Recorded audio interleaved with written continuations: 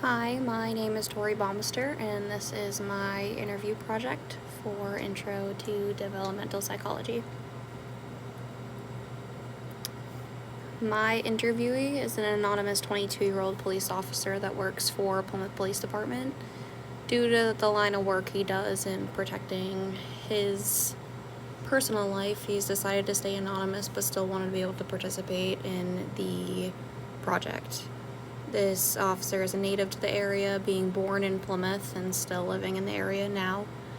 He went to Ashland Elementary School and Plymouth Regional High School for his freshman, sophomore, and senior years, and then went to Epping High School for his junior year while also attending the Seacoast School of Technology. He does have a younger sister who is 20 years old, along with a younger brother who is 18. His relationship with his siblings has become stronger now since not living at home. Since he sees his siblings less, they have more to catch up on. His parents are divorced, and his mother lives in New Hampton, and his father lives in Holderness. His mother has since remarried and has been with his stepdad for approximately 7 to 8 years. He says that his relationship with both his mother and stepdad are both good, healthy ones. On the other hand, his father travels a lot, and therefore he does not see him often, but thinks that they do have a good standing relationship as well. He states that both grandparents on both sides, his mother's and his father's, are still alive, but he doesn't have a relationship with either or any relationship with the rest of his extended family. Before coming to Plymouth Police Department as an uncertified officer, he worked at different mechanic shops in the area, ranging from small town auto body shops to being a supervisor at O'Reilly's.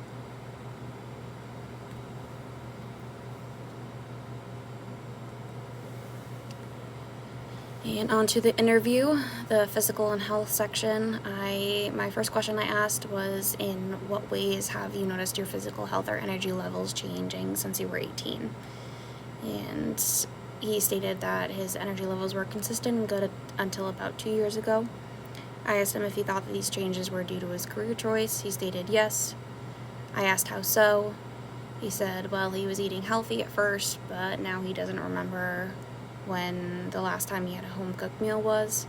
He eats out most meals, and his sleep schedule is very inconsistent and messes with his head badly. Daily tasks become hard as he doesn't have a life outside of work. He says that you can try, but the schedule doesn't really allow for it. He says that he was going to the gym, but discontinued after having to work so many overtime shifts. In comparison, he stated he doesn't work an endless amount of hours, but the hours of the day that he does work are just hard. I asked him how he copes with these changes in his day-to-day life. He stated that he doesn't feel like he's coping with it, more just dealing with it.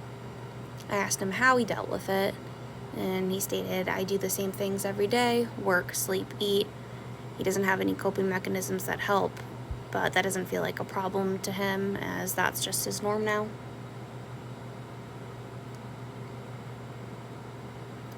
Moving on to cognitive development. First question I asked was, looking back on the past few years, how does he feel his ability to make decisions, solve problems, or learn new things have changed? He stated that they've changed for the better. He's more knowledgeable in things that he used to not understand, and now he bases his decisions more on what the outcomes could be or how they could affect him. I asked him how would he say that he's grown up in the past few years. He stated that he felt like he wouldn't say that he's grown up, more just has become more knowledgeable on how to get away with things. I asked him what a piece of advice is that he would give to someone coming out of high school regarding career planning. He stated that someone should read a contract before signing it and knowing what you're getting yourself into, and also know that you're not locked down into anything and can always change it, as there is always something else out there. I asked him what would he tell his past self. He stated that he doesn't regret his decision that he made in a career choice, but he would probably tell himself not to choose the career that he did. He said that he would tell himself that he is on the right path, but he doesn't know how his path would end up if he didn't end up choosing this career.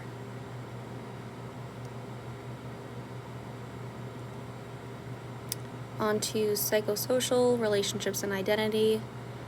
First question, how has his friendships and family dynamics shifted since he graduated high school? He stated that he grew closer to his siblings now that he doesn't see them every day. When they do see each other, there's more to talk about. His friends have not really changed. He stated that he has one best friend that he always hangs out with. I asked him if he has any other friends in high school that he's no longer friends with now. He stated no, he just had that one best friend that he still has now. He said that they had a group of friends in high school, but he wouldn't have called them his real friends. I asked him if his relationship with his parents has changed since high school. He stated no, but that he talks to them less, and he believes that that's just because he's moved out of his mom's house. I asked him how his relationships have changed since becoming an officer. He stated that all of his relationships he feels like have been ruined, that he doesn't have many relationships. The ones that he does have are still there, but he feels like he's unable to make any new ones. He also stated that he feels like he joined too early and should have waited and experienced life before becoming an officer.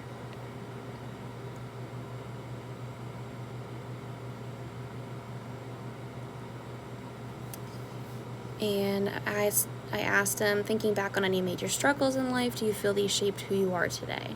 Or how do you feel like these shaped who you are today? He stated that he thinks of all the outcomes before he does them, the risk and the reward. Sometimes he does things and knows the outcome will probably be bad, but he still does it anyway. He thinks that he matured very quickly, has a good sense of reading people, and gets a good feeling when he accomplishes something that's very difficult. I did ask him if he thinks that these struggles made him a better person. He stated that he thinks that they did.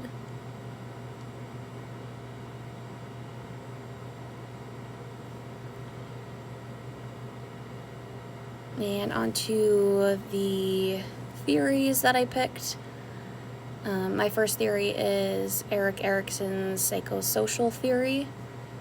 This theory explains 8 stages of psychosocial development, with each stage corresponding to a different stage in a person's life. My interview, I feel like, would fall into the stage of intimacy versus isolation, where younger adults focus on forming intimate relationships, either sexual or platonic. If these relationships are made during the stage, it creates a sense of emotional well-being, while not forming these relationships can lead to struggles, including loneliness and isolation. I think that this stage correlates well with my interviewee's psychosocial development, as he's in a stage in life where he feels like he should be maintaining relationships and creating new ones, but feels like he's unable to do so because of his career choice. I think that this is causing a weight on his shoulders and creating a feeling of isolation, as he states that he wishes he waited and experienced life more before becoming an officer. The second theory that I chose was the systems theory. This theory states that human development is shaped by 5 systems: the microsystem, mesosystem, ecosystem, macrosystem, and chronosystem. Each system shows different ideas that can impact a person's growth and are all interrelated. Therefore, the influence of one system depends on the relationships with the other system, with the individual being in the middle of all of them. The chronosystem is the newest add-on to this theory, and I think that it relates more to my interviewee's cognitive development, as the chronosystem relates to environmental changes that a child can endure over his lifetime. I think that the system relates to my interviewee's cognitive development because of his choice to become an officer was a big personal life transition, changing the way that he thinks going forward. During the interview, he stated that he feels more knowledgeable and able to make better decisions based off what the outcomes may be. He also now knows more about what he wants in life after choosing to serve in this field. And on to my conclusion. I thought that the interview process was pretty simple, but I also felt like it was difficult thinking of some follow-up questions that were not just a simple yes or no answer. I think that the process is also super dependent on how much information the interviewee wants to provide and how much detail they want to give on the questions that are being asked. For someone that's more open-ended person, I think they'd be more willing to go into detail regarding their answers, and therefore this would make the interview process easier, as it gives the person interviewing more information to take in, and therefore an easier time coming up with these follow-up questions. In certain areas of questioning as the interviewer, you can tell kind of when less information is provided by the interviewee. This could be maybe due to some issues or past experiences that the interviewee does not want to relive or talk about. I did find it interesting interviewing someone in this stage of life, being in the kind of career that he is in as a police officer, still being so young, naive to the world while holding so much responsibility, and yet still not knowing completely who he is as a person.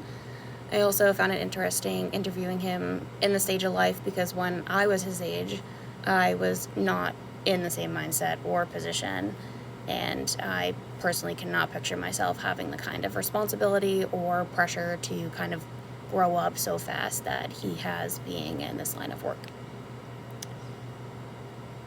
And that is the end of my presentation. Thank you so much.